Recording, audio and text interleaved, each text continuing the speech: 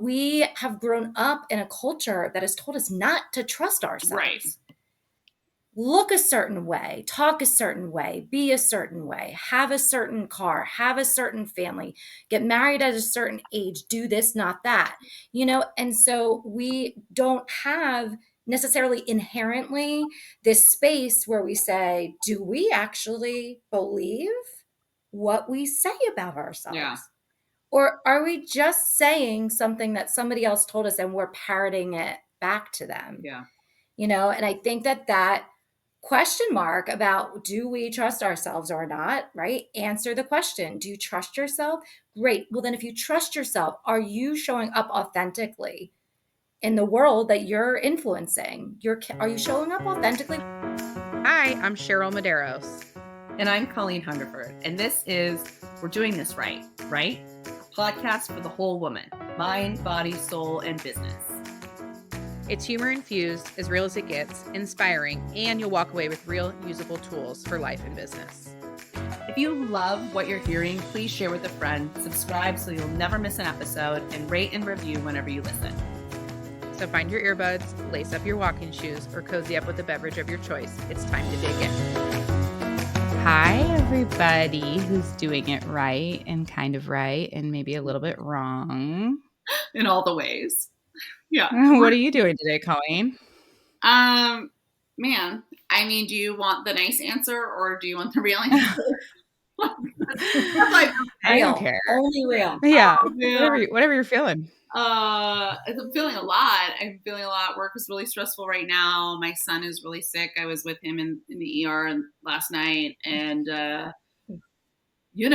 just to still have to like chug along and do your stuff every day. It's just part of it, right? It's part of the, we have a guest here and we were talking a little bit before, and a lot of this, especially like what happened with my son and what's going on with that is very on brand with what we're going to talk about. So I'm excited. Cheryl, will you do the introductions?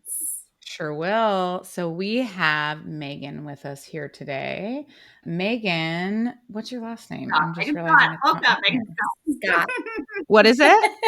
It's Scott. Megan Scott. I knew that because it was on my calendar, but when I went to read your bio, it's not here and I panicked. It's okay. Okay. So totally fine. I can be just Megan too. It's like Madonna. Okay. I don't know. So we have Megan here today, Megan Scott. She is the Chief Vision Officer and owner of Beacon Bridge Wealth Partners, a financial and wellness planning firm, newly headquartered in Lower Gwynedd. Mm-hmm. Okay, what she said, Pennsylvania. After 20 years in financial services, seeing what worked and what didn't, her mission became helping people through the lens of wellness. When I become we, even illness becomes wellness, was the quote that changed the trajectory of her life. Through her experience and conviction, the brand of Total Wellness was born, and along with her team at Beacon Bridge, they're helping people plan to live well in all aspects of their lives: health, relationships, lifestyle, purpose, and of course, finances. Megan is also a shamanic apprentice. Sorry, guys. I told Megan before we started recording, I don't think I've slept all week. So Megan is also a shamanic apprentice, most recently picked up golf again after 30 years, Philadelphia sports fan against her better judgment, and absolutely loves living in Blue Bell, Pennsylvania with her husband, Jeremy, 4 children. She's one-upping us, Colleen. Wow. Lillian, Landon, Griffin, and Delaney, and their 2 beagles, Leo and Josie. Welcome. Gosh, welcome. I don't think I've ever botched an intro so much. So I should have made it shorter. No, I'll tell you that much. Great. No, I liked it. This is how it goes. Megan, we're so excited you're here. And like, what a bio. What an amazing, like all of that. I love it. What I love when we give our bios and we talk about every part of our life, right? It's not just, here are the stats of my business. Here's what I do, blah, blah, blah. It's like, here's my business. Here's what I do. Here's where I live. Here's my kids. Here's my dogs. That is a real bio versus just being like a check boxes of diplomas, professional accomplishments. Accomplishments. Mm-hmm. So I love that. And we're so excited you're here. And we were chatting a little bit before the show just about what is lighting you up right now. And we would love to talk to you about that, because I was like, oh my God, yes, this is like such an important topic. So we'll let you introduce it so that we don't botch it. Because it's so Might be No, trusted today. it's good. It's good. No, I thank you for having me. I'm so happy to be here. I'm happy to be with you both on stressful days. And hopefully, this is a little bit of the medicine that will help all of us to get through, whatever comes after this yeah. episode. But I'm thrilled to be here. I think that, so I will introduce it this way, tying it back to the introduction, my bio, right? 5 years ago, that would not have been my Mhm. bio, Yeah. right? 5 years ago, I would have said, I am the chief operating officer, because that's what I was at the time, of this financial services company, because that's the right Yeah. language. I have a master's degree in organizational psychology. Nobody cares. Like that doesn't mean anything to Yeah. anybody, Yeah. right? It's like, well, congratulations. Those are great Yeah. things, but it's kind of like over your head. And what I've, been working on for a very long time, much longer than 5 years, is really healing myself. So the shamanic apprenticeship is an unpopular thing that wound up in the bio because it's really the root of how I started to learn how to trust myself. And so that's the topic that I'm really feeling like is so important, especially for women. I mean, it matters to everybody, but we have grown up in a culture that has told us not to trust Right. ourselves. Look a certain way, talk a certain way, be a certain way, have a certain car, have a certain family, get married at a certain age, do this, not that, And so we don't have necessarily inherently this space where we say, do we actually believe what we say about Yeah. ourselves? Or are we just saying something that somebody else told us and we're parroting it back to them? Yeah. And I think that question mark about, do we trust ourselves or not, right? Answer the question. Do you trust yourself? Great. Well, then if you trust yourself, are you showing up authentically in the world that you're influencing? Are you showing up authentically with your kids? Are you pretending everything's fine all of the Yeah. time because you think that that's what they need, as an Right. example? And then if you don't trust yourself, ask yourself, why not? Why don't I trust myself? That little tiny question mark at the end of both of those questions, doesn't matter what the answer is, that is your opportunity for awareness into becoming who you really are meant to be, in my opinion. Wow. So that's the topic that just feels like bigger than anything else for me right now. Yeah. I mean, I feel like we could just end the episode now. Yeah. But Mic drop. I have a question and then I have thoughts. Talk to us a little bit more about what you said it's called what is it? Shamante? Shamanic apprenticeship. Tell us Mhm. what that is, because I don't know what that is. I want to know. Sure. So, let's make it super simple because there's an 18,000 year history of Peruvian shamans, right? And we only have a little time here. So, shamans are basically medicine people. Okay. They are people that guide cultures. This one, the one that I'm in, is specific to Peruvian medicine. Cool. But it's really medicine people. How do you bring healing to people?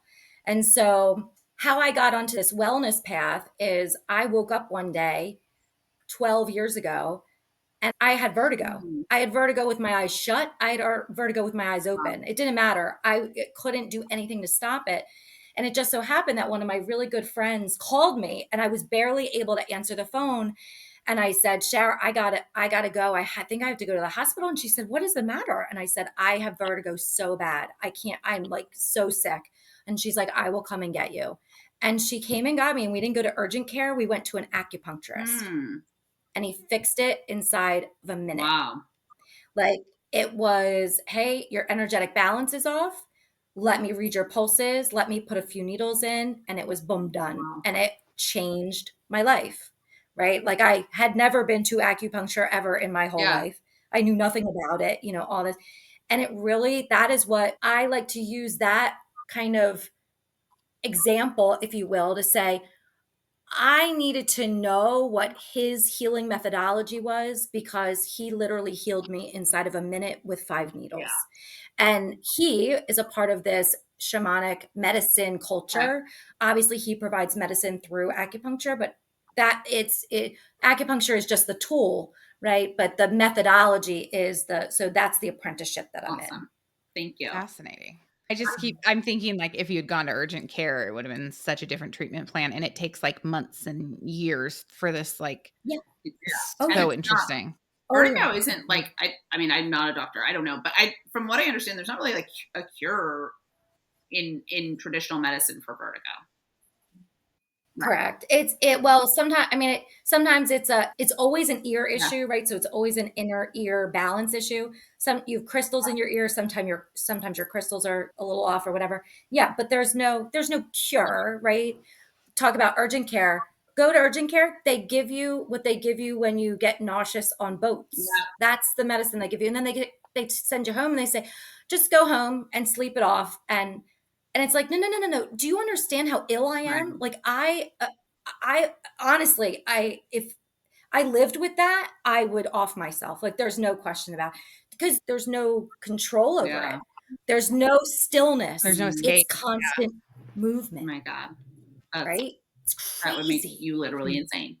That's right. I think one of the cool things that I'm starting to see, and it's really timely because I was just at this wellness summit here in Indianapolis, and you're talking about it, and it's this intersection between wellness and finances that I think is really cool, that I have never really seen before, except for like in the last few weeks, where we're now considering, which obviously it affects our wellness, like how finance and those things integrate into total wellness, right? Yeah. There's jokes about, like, from a very superficial thing. Have you ever heard that? It's like, you're not ugly, you're just poor. Have you seen that? Like, right? Because if you have the money, you can do the facials, the Botox, the this, the that, the exercise programs, the gym, the whatever, and how integrated financial stress is to your overall wellness and health. And so I would love for you to talk to us also about that, but I want to talk about like the trusting yourself part and whatever. But I think all of that is kind of from what you're doing. It's all a part of the same conversation, quite honestly.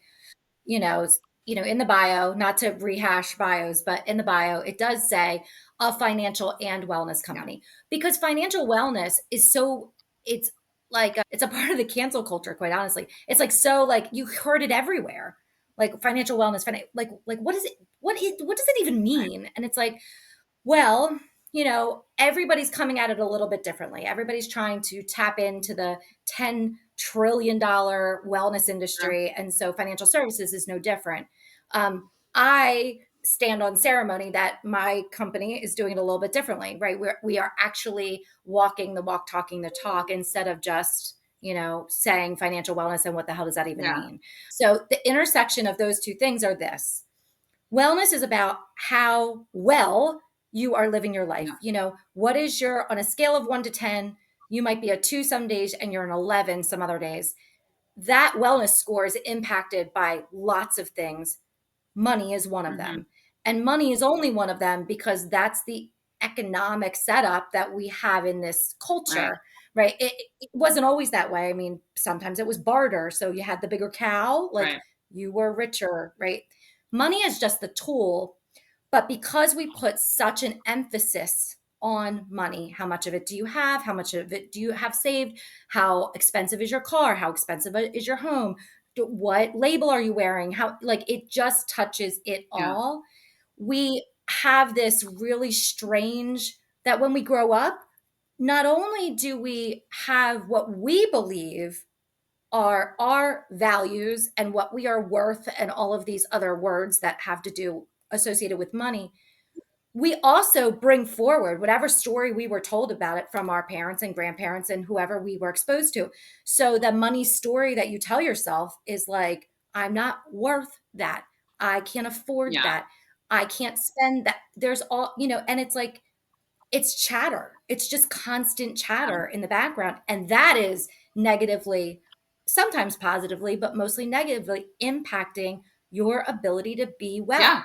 So when you take your money and you say, okay, let's just put a pin in it, right? It's money. Money is a tool.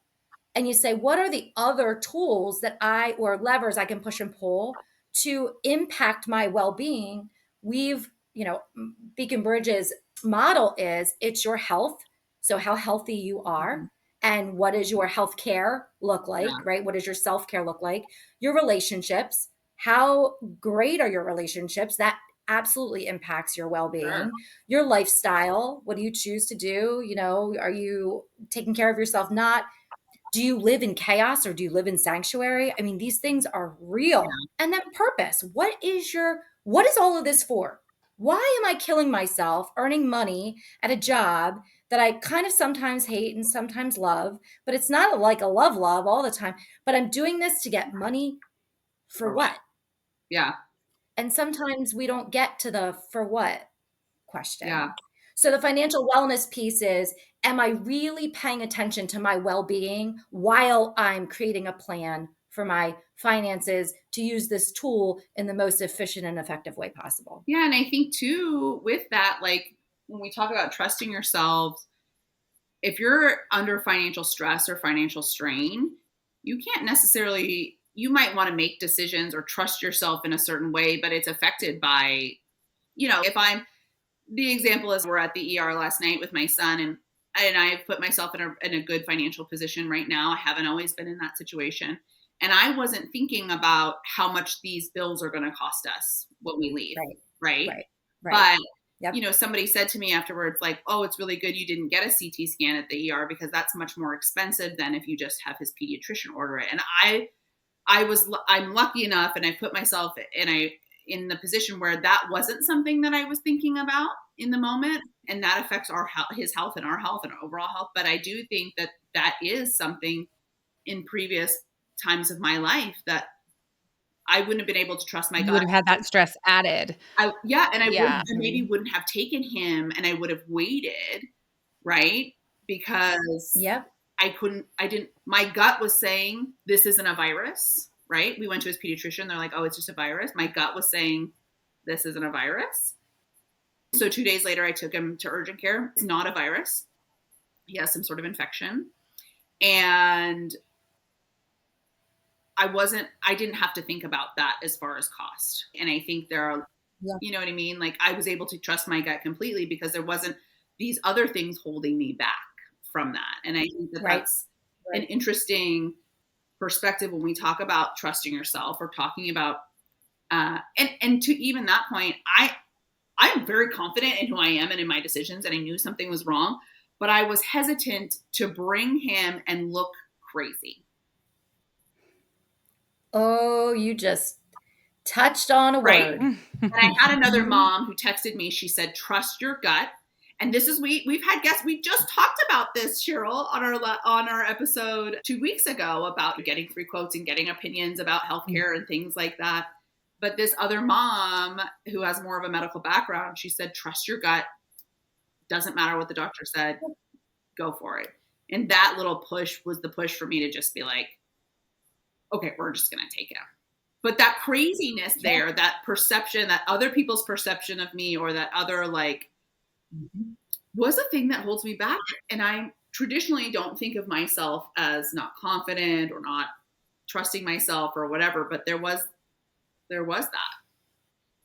Yeah. And it is certainly not just you, right? That is who told me to believe that about myself, right? Like, and you're going to look crazy. Well, wouldn't you look crazier if something terrible had happened and you hadn't taken them? It's a losing battle. You can't win, know? And so I think that sometimes you have to ask yourself, what game am I willing to play? And what games am I not willing to play? Yeah. What am I participating in? And what am I saying, no, thank you to, right? And that is what I was saying to Cheryl before the show that, my hot topic right now is, and this ties back to financial wellness, believe it or not, is if you don't trust yourself, how the heck are you going to heal what is wounding you? If you don't, because you're never going to pay attention to it. You're always going to say, well, that's my baggage to carry. That's my, whatever story you're going to tell yourself. And that healing is so important why do we kill ourselves being moms? Why do we kill ourselves being moms? If we're not going to heal our own stuff and we're just going to be like, hey guys, guess what? You're in for it. Everything that ails me is going to ail you. And then put on top of it everything that's going to ail you. Not responsible parenting, No. And again, it's so buzzy to say, I'm going to heal my generational trauma. Right. I mean, how many times do you see that on your like Instagram Yeah. feed?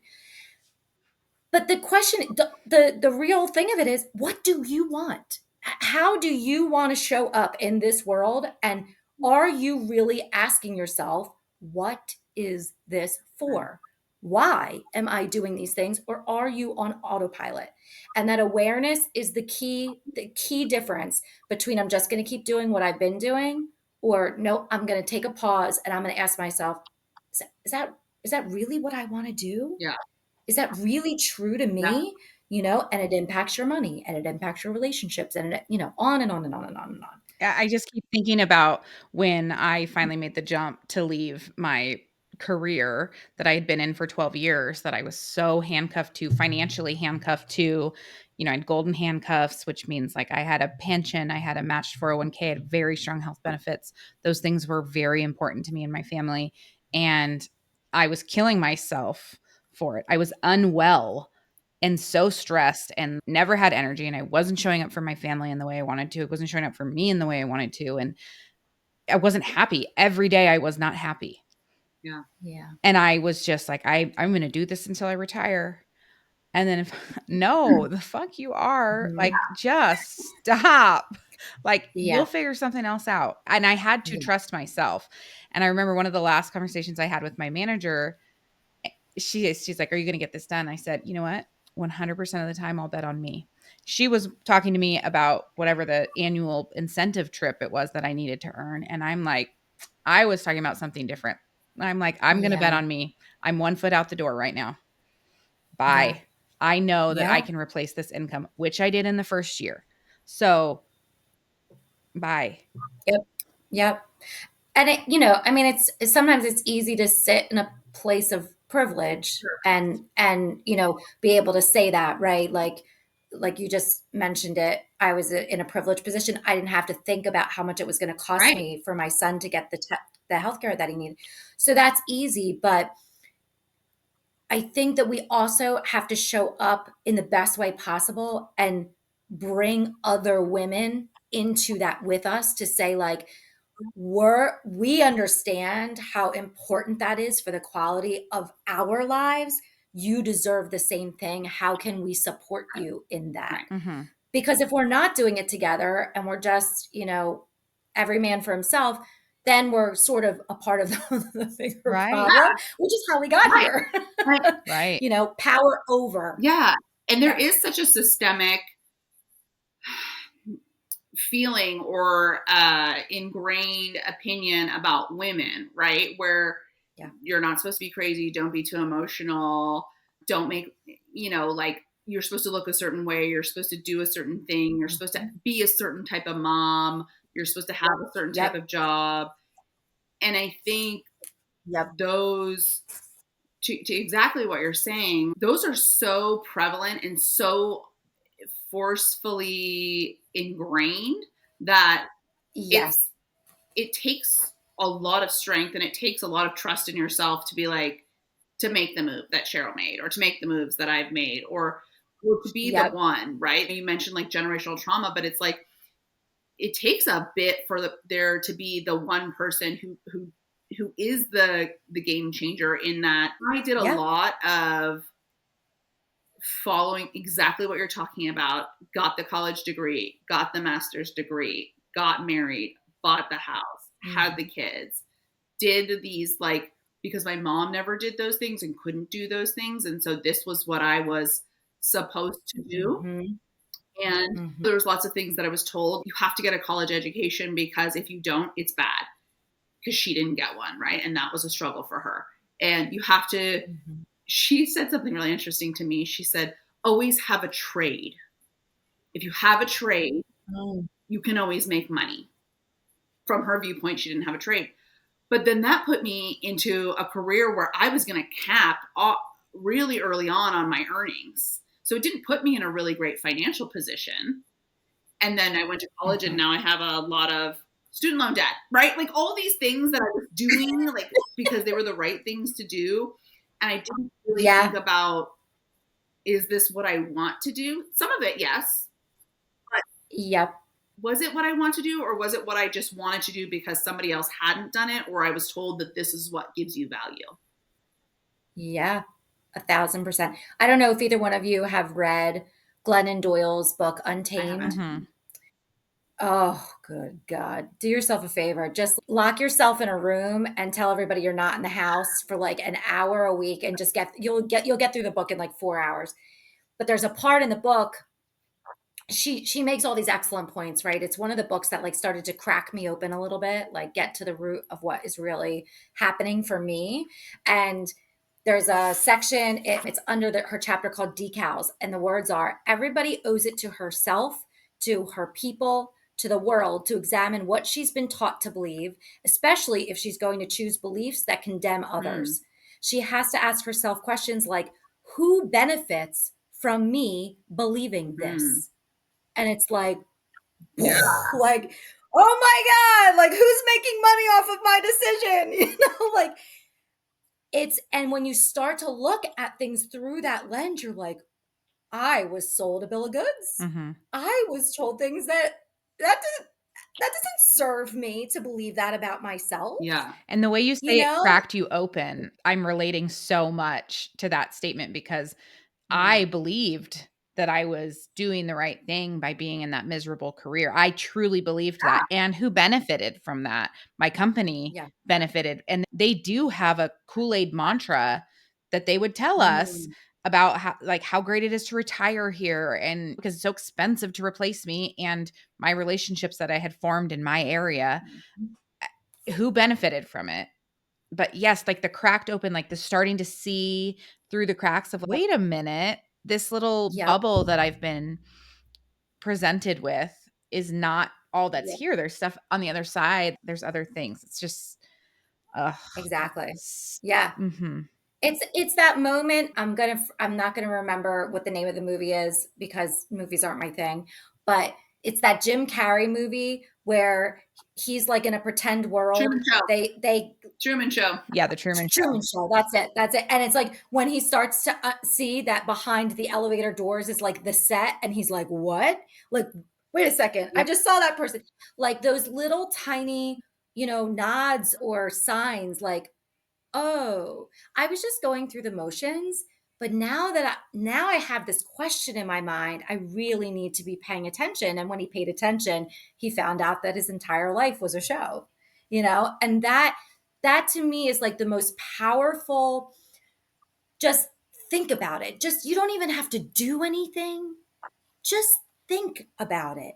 Is who you are and what you spend your time on or your heartbeats on really serving your purpose? Like, you have a purpose. You are here to do something. Is it serving that? Or are you just like, again, check the box, did the thing, nope, moving through, here I go, retirement, woohoo, now I'm dead. Like, it's like, and when you ask that question too, is it serving your purpose or your goals or whatever it is? What I like about that is that can still be like, that doesn't mean whatever you're doing can't be hard or can't be challenging or can't be, you know what I mean? It's just like, because listen, like sometimes Cheryl knows I've had a rough week at work. Like sometimes this job is really hard for me. But if I take a step back, I'm like, but is this job serving the purposes of the goals and the things that I want to achieve? For the most part, yes. Right? Yeah. So, but I think sometimes we think, well, this is hard, so clearly this isn't serving me. And it's like, that's not necessary. Those two things are not mutually exclusive. 1,000%. Well, because hard means different things to different people, but it can be hard because you need to learn the lesson or because you need to be challenged to grow in that way. It's not hard. No, I'm not going to do that. But the banging your head up against the wall, not being happy every day, like there are certain levels of these things that go on that you're just, why are you keep going down that path, ask yourself a question. Do I keep going straight or do I make a left Right. turn? Make the left turn, So it's in perspective with, I think, and it keeps coming back to that question. Do I trust myself enough to know and believe myself enough to know that this is either serving me or it's not serving me? Yeah. It's, to me, that is, and again, we sit here from like this place of privilege where it's like, well, great, you got to have a conversation with two other lovely people on a Friday afternoon. Right. And, like you got ask the question, because there's nothing bad that can come from asking and answering that question. It doesn't cost you Yeah. anything. You don't have to have a conversation with anybody externally about it.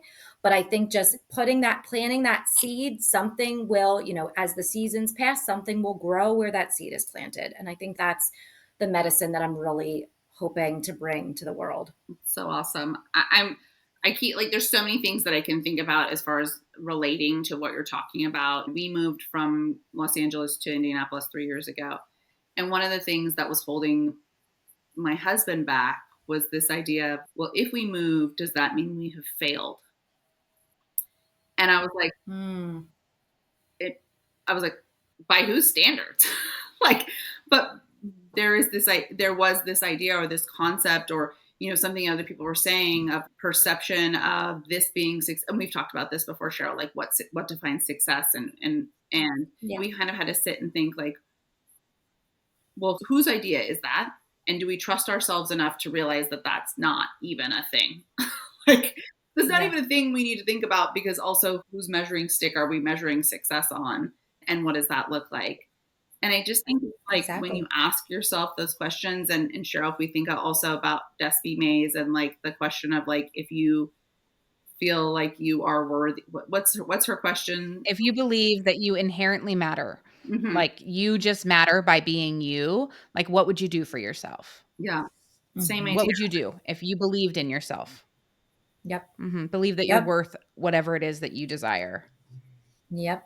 Because Yep. I know that if I believed that I was worthy, or that I mattered, I would make the time to go to the gym that I've been trying to do for the last 2 weeks. It just keeps getting pushed because other agendas and other things feel more important, but what possibly could be more important than my body that I need to carry me through all of things. And I know that because I'm chronically ill. I know that when my body doesn't work, nothing works. And yet here I am 13 years into that diagnosis, and I still sometimes struggle to make the right choices for my body, even though I know that that's what I should be doing.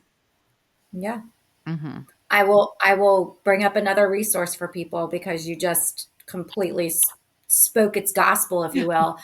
One of the other books that I had mentioned to you that was like, I have like 7,000 books, right? And I haven't read them all. I open them to a page and I get whatever I need from it. And I'm like, well, holy shit, that book was good. Like, I didn't read the rest of it. Like, I don't need to, I've never finished a whole self-help book in my life. I've started a zillion. Yeah, exactly. This one book, it's called Rest is Resistance by Tricia Hersey. She's a Black pastor who does a beautifully eloquent job of saying how we as women, and specifically Black women, are told there is no rest. You can sleep when you die, essentially. You will just keep going, and eventually not resting will kill you. Right. And so rest is resistance. If you just say, you know what, my laundry list today is 12 things long, and I woke up in the morning and I am so gonna go do those 12 things. Like, there's nothing standing in my way. And then bam, something else comes in, a sick child, a emergency, a parent that needs something, whatever it is. And we go, oh man, I am a failure because I didn't get to those 12 things. Even though this other thing came up, her proposition is, or her hypothesis is, what if that other thing didn't happen? And instead of going through the 12 things on the list, you went and took a nap. Yeah. What would happen? Because when the urgent thing came up, you did the urgent thing and then went back to your list. And then items 8 through 12 that didn't get gotten to, It didn't matter because you had an excuse because you showed up for someone else in that emergency. Mm, So, but what if on a day you just said, I'm going to take a nap instead, and then didn't get to those other things? Why are those two things so out of whack? Her platform is called the Nap Ministry, and I love oh it. my I'm God. like, go take a nap. Like, It's Seriously. so, go take a it's nap. so funny you're saying that because it literally is, it's making me feel uncomfortable, which is so, you know what I mean? I'm like, oh my God, Mhm. like if I took a What? nap, Take a nap? What? You know what it's doing to me is I'm realizing that like I had made a commitment to myself that like the way I've structured my real estate business is so that I have a partner on every single deal. And that is number one, because my kids will always come first. If my kids or my health needs me, I need to be able to step out, and my clients are going through something much too large for my emergency mm, to derail their transaction. So I give away a portion of every transaction, whether or not I need that person or not, because I want someone available. And I've done that so that I can have this self-care. And then yet, and I talk all the time about, oh, after a trip or something, make sure you schedule like at least half a day on your first day back to work to just recover and rest. And I haven't done that. And I'm sitting here thinking, I got to put that recurring day of rest on my calendar every single month at least, if not more than that, and like actually Yeah. lean in and do it. The last time I did rest was right before I lost my au pair. So we're au pairless again, podcast world, and we won't have another one. But it was 2 weeks ago, and it was like one of her last days, and she took the kids to school. And I went back into my bedroom and I shut the blinds, and anywhere a piece of light could come in, and thank you, Nap Ministry, I just laid there with my eyes closed only for like 20 minutes. But I was like, everything's going to wait. I know it might be a long time before I get to do this again because I don't have childcare like I did. So I'm just going to do it. I'm just going to take Yeah. this 20 minutes for me yeah, and just relax Yep. for a little while, and everything else will wait. And that's Yeah. okay. And why am I not doing that more? And why aren't you guys doing that more? And I know it is a privilege, like you discussed earlier, that I can somewhat have control of my schedule and could schedule that full day. Like I probably would get hives if I scheduled a whole day off, but I should. I work on the weekends. I work all the time. I work from 6 a.m. until I go to bed at night. Why not take a full day? That's insane. I, It's it's insane. insane. And I literally broke out into hives. Like I I just, know. I know. Colleen does that once a quarter. that's my stress reaction, which is awful. But it is like, it's so crazy. And I think part of it is too, Cheryl, like we have really big goals, and like we have these like really ambitious things that we want to achieve.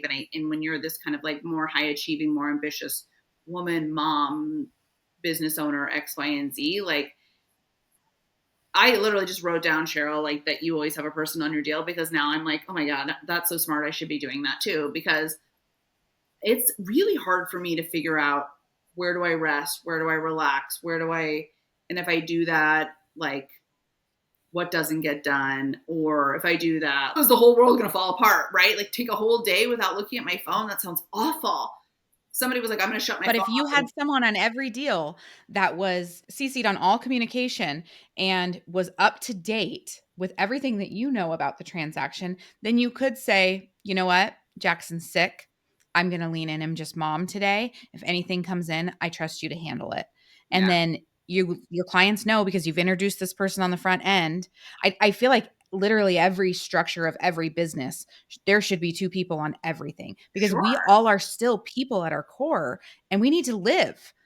So if Yeah. like life happens, like when the mom or the dad's in the hospital or the kids are sick or you don't feel well, you shouldn't have to show up.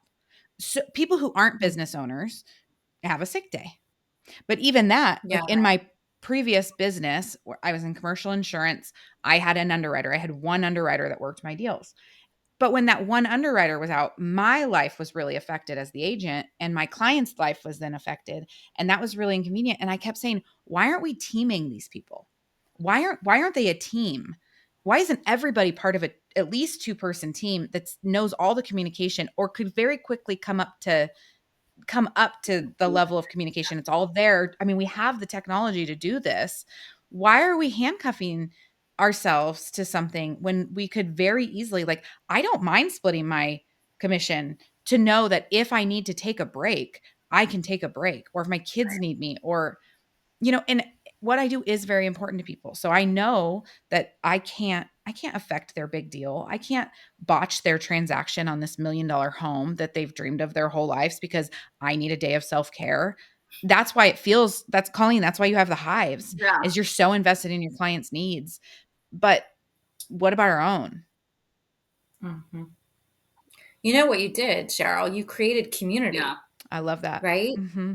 That's the other part of it that is so mind-boggling, is that we were never meant to do this by ourselves. We were never, I mean, think about, just go back, don't even go back 100 years. Just go back 50 years. It's only 50 years. I'll be 45 in November, so I'm almost 50, so it's like my lifetime. 50 years ago, you lived on the same goddamn street as your Right. relatives. Right. Or the You same you house.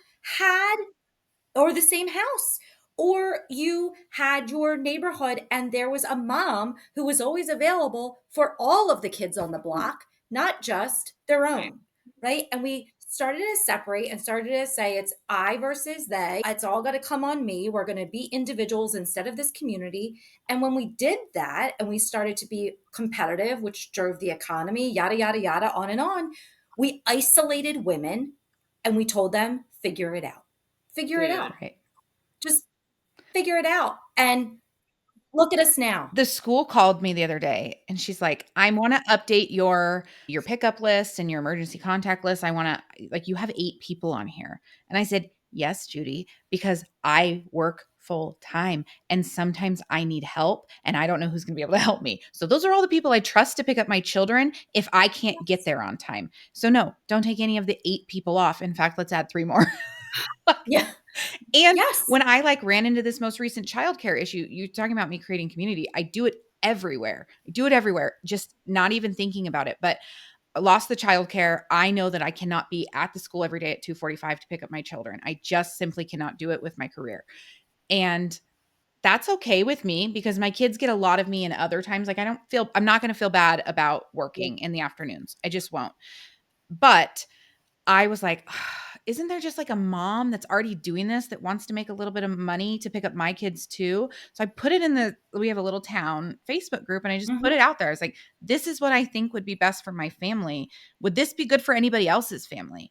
And my best friend Yep. called me and she's like, "Cheryl, I solved your problem. My friend so and so saw your post and this is what she's been looking for. She doesn't want to go back to work. She's an early childhood educator. That's what she did. She's picking up her Mhm. kindergartner anyways. What do you think?" And I'm like, "Fuck yes, thank you. This is like Yes. what I needed." And I'm very happy to pay her because I don't want a like I can't pay her back with the Yeah. time. If I could pay her back in the Yeah. time, I'd love a trade. I Yeah, cannot sure. commit to that. But I can commit Yeah. to like making her whole for her time and that is what her family needs.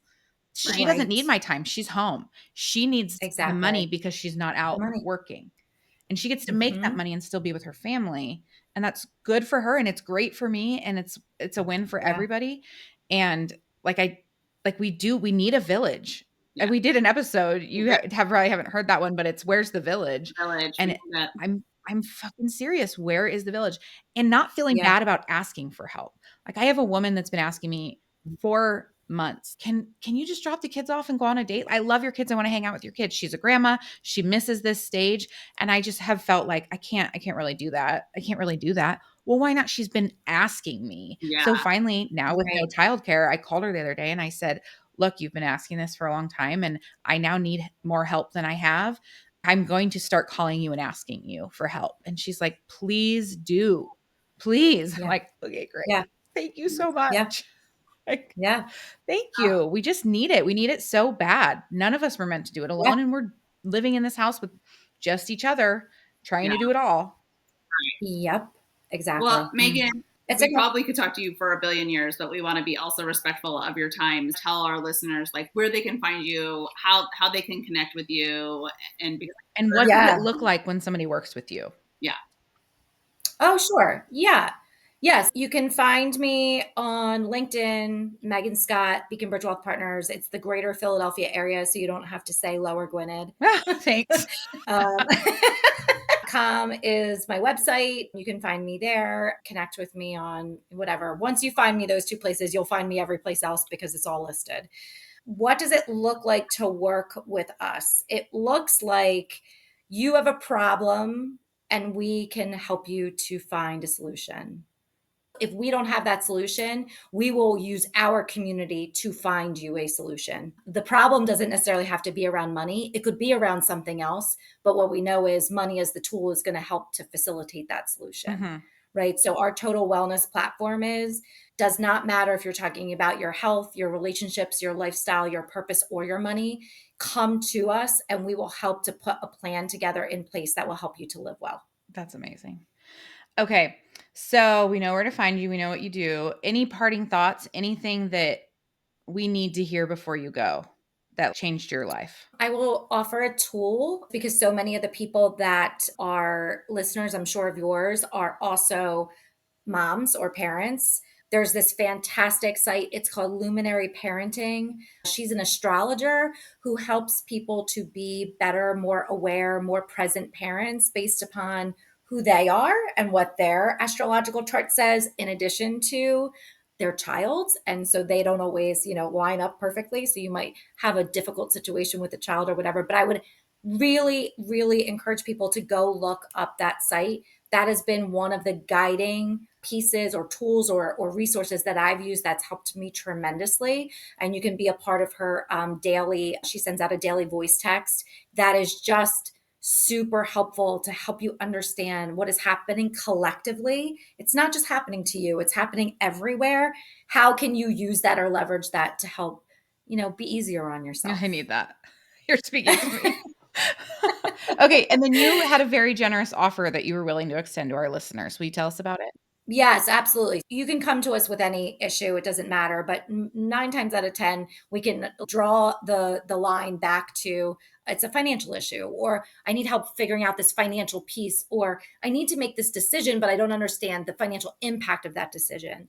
So we are happy to have anybody that comes to us through you. We will offer free financial planning for. Usually it's kind of a baked into our agreements, but sometimes you just need that piece of clarity or that little bit of work to show you what your picture could look like. And so we would be happy to have that initial conversation and offer free financial planning to anybody who wants to take us up. I'll be on there. that. Sign me up.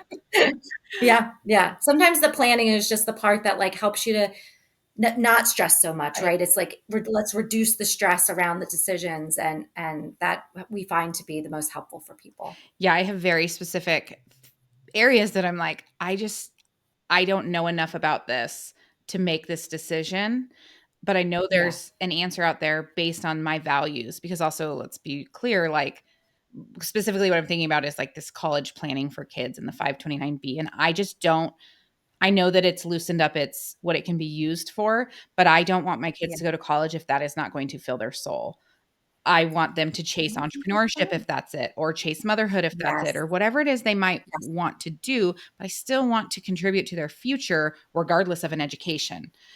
And so I know that I don't think the 529's for me. Maybe a custodial account of some sort is more realistically for me. And I know enough to be a little bit dangerous, but I just don't know enough to pull the trigger and make the choice. And it does add stress to me because I'm putting money in these accounts that are doing nothing every month. And I'm like, I need to do something different. And I've been too paralyzed with options to make a choice. Exactly. And I just need and you don't want to make the wrong choice. Right. You don't want to make the wrong decision because there's a really big impact to that.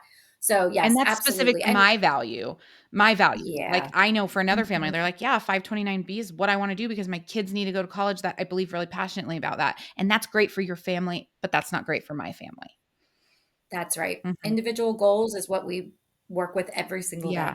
Oh, well, Megan, thank you so, so much for being here. Megan Scott from Lower Gwynedd. I am crushing it today, everybody. Yeah, it's great. It's great. No, thank you very much. This was a ton of fun. And thanks for having me. My pleasure. We'll talk to you soon. All right. Thanks. That's a wrap. Thank you for joining us on this journey of laughter, life, and growth. And remember, you're not alone on this path to success. We're right here with you every step of the way. Please remember to hit that subscribe button so so you never miss an episode. And if you found value in today's conversation, we'd be thrilled if you would leave us a review on your favorite platform. Your feedback means the world to us. And don't forget to share this podcast with your friends, family, and anyone who could use a good laugh and some practical insight into navigating the challenges and triumphs of our minds, body, soul, and business. Remember, we're doing this right.